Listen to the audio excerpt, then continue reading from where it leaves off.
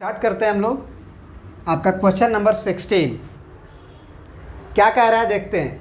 कह रहा है कि in the adjoining figure x and y are the respectively 2 points on equal side. बहुत बढ़िया वर्ड है, equal side, A B and A सी।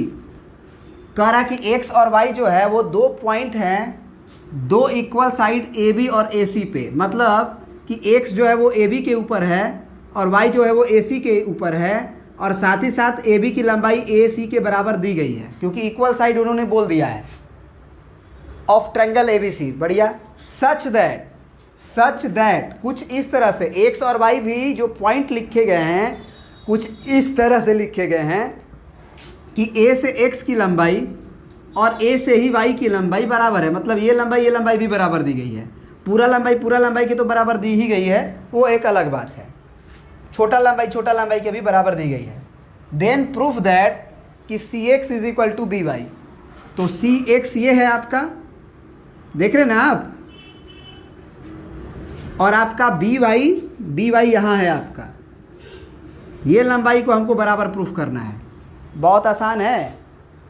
कौन कौन सा ट्रायंगल कंसीडर कर लेंगे, ये वाला देखना ध्यान से।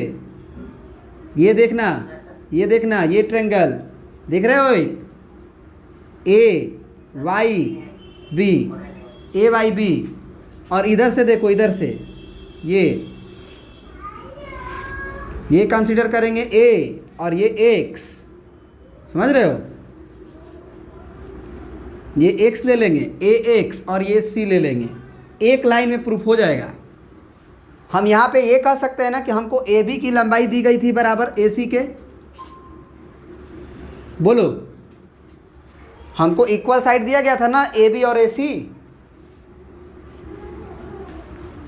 वो ले लिए।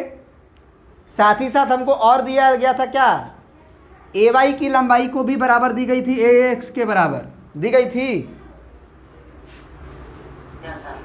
ये भी दिया गया। अब जरा बताओ कि एक कॉमन एंगल तुम्हारा ये निकल के आ रहा है, एंगल ए।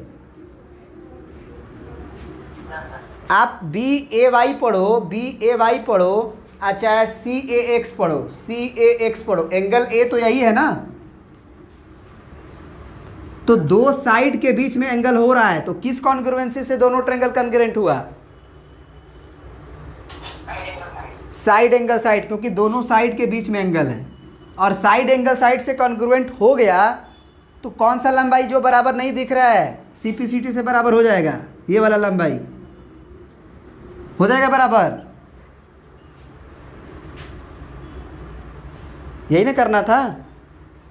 सी से एक्स की लंबाई बी से वाई के बराबर है, हो गया प्रूफ। प्रिंट कर देते हैं, प्रिंट कर लीजिएगा, ठीक है, लिख देते हैं।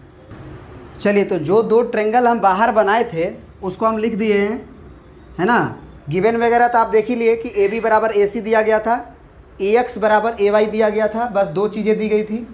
और सी एक्स बराबर बी वाई प्रूफ करना था, सी एक्स बराबर बी वाई प्रूफ करना था। तो हम कंसीडर कर लिए एक ट्रायंगल ए वाई बी और ए एक्स सी, ठीक है। हमने लिखा कि ए बी बराबर ए सी दी गई थी, ए बी और ए सी दी गई थी बराबर। फिर ए वाई पहला दूसरा और ए एक्स पहला दूसरा, ये बराबर दिया गया था यहाँ से। तो और एंगल ए कॉमन था, तो साइड एंगल साइड से कॉन्ग्रुएंट हो गया। तो अब बताओ, ऑर्डरिंग लिखते समय अगर हम ए वाई बी ट्रायंगल लिखे हैं तो ये किसके कॉन्ग्रुएंट हुआ, बताओ। ए और बी है ना, तो यहाँ पे तो हम सही लिखे थे, तो ए एक्स सी ही लिखेंगे ना, क्योंकि एंगल ए पहले नंबर पे आना ही चाहिए और ए बी की लंबाई ए सी के बराबर होनी ही चाहिए। जैसे ही ये बराबर हुआ, by C P C T हम क्या लिख देंगे, ए वाई की लंबाई, सॉरी ए वाई को नहीं ज़रूरत है, हमको ज़रूरत है किसकी लंबाई के, बी वाई की ना। यहाँ से बी वाई, तो बी वाई अगर लोगे बी वाई, तो उधर क्या लोगे, सी एक्स लोगे ना, by C P C T. जैसा इधर लेते हैं, जैसे बी वाई लिए लास्ट और फर्स्ट सेकेंड, तो इधर भी लास्ट और सेकेंड लेंगे सी एक्स, और यही प्रूफ करना था, बी वाई बराबर सी एक्स, ठीक है ना। प्रिंट कर लीजिए। अब नेक्स्ट क्वेश्चन देखेंगे हम लोग।